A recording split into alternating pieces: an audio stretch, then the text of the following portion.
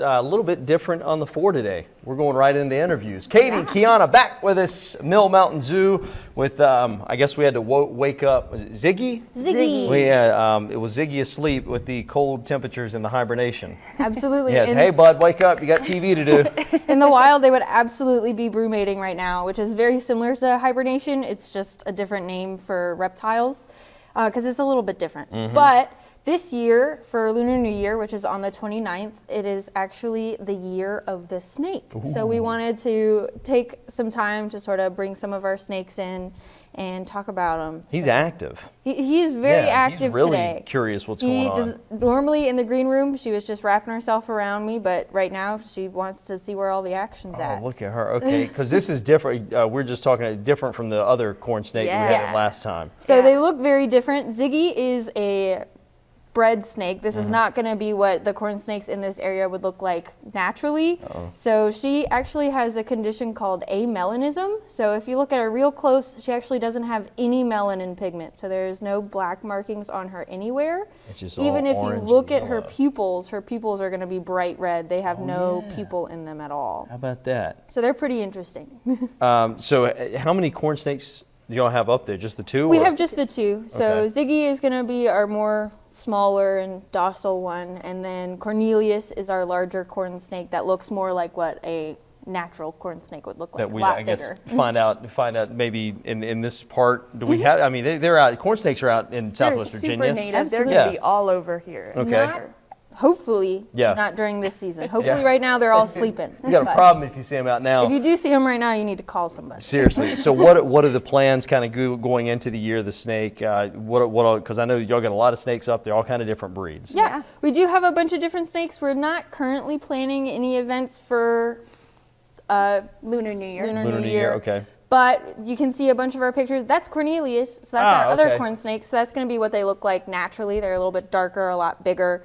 So we've just got a whole bunch of different snakes. You guys are always welcome to come and visit and see some of our snakes. Most of them, like that's Ziggy. These are our educational animals, so they won't be out on an exhibit. Whoa. But Who's that's that? Lincoln, who we've brought on before a couple of times. She's our ball python, and then there we have our black snake. Did Lincoln?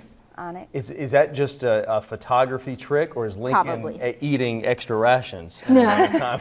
Lincoln's a little bit chubby sometimes. Whoa. She really loves some That was food. our Burmese python, the Yeah. really That's big our one. biggest So what's that one's name? Because That we haven't seen that one. No, we have not brought on Damien. We'd That's need Damien. He'd have the Yeah. whole desk He's like there. 13 feet. It Yeah. would take more than Smokes. just the two of us to handle him. And all three of us going on here. Yeah. Well, so then what are some of the plans for the new year? I mean, we're already at the end of January. I know, it's crazy.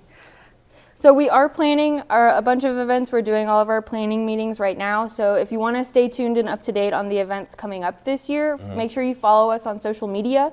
Our Facebook and Instagram pages are always the first place that we'll post new information about events and stuff like that. And then you can also check out our website. Our website always has information about that, and our camps and classes and stuff will be up there as well. If folks want to donate, because I know it's not cheap to run the zoo. We are a nonprofit, how so can they it is donate? not cheap. If you go on our website, we have all of the links right there for you to donate. We also have a QR code. I believe we have a couple of those on our social medias and all of that. Any money really does help, especially during these cold weathers. We have had to close a couple of times just because it is so cold out there, and we have a lot of ice up on top of a mountain. So we've had to close a couple of days, so we don't have that admissions fees coming in. So anything that you can donate, we would really appreciate it. It goes straight to our animals and their care and their food.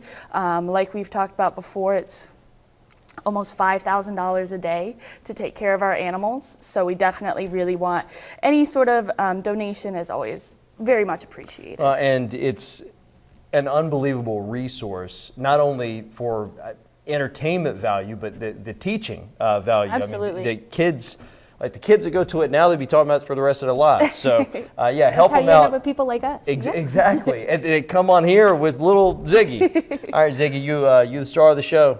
She always is. Appreciate you coming on. Whoop. All right, Katie, Kiana, good seeing you.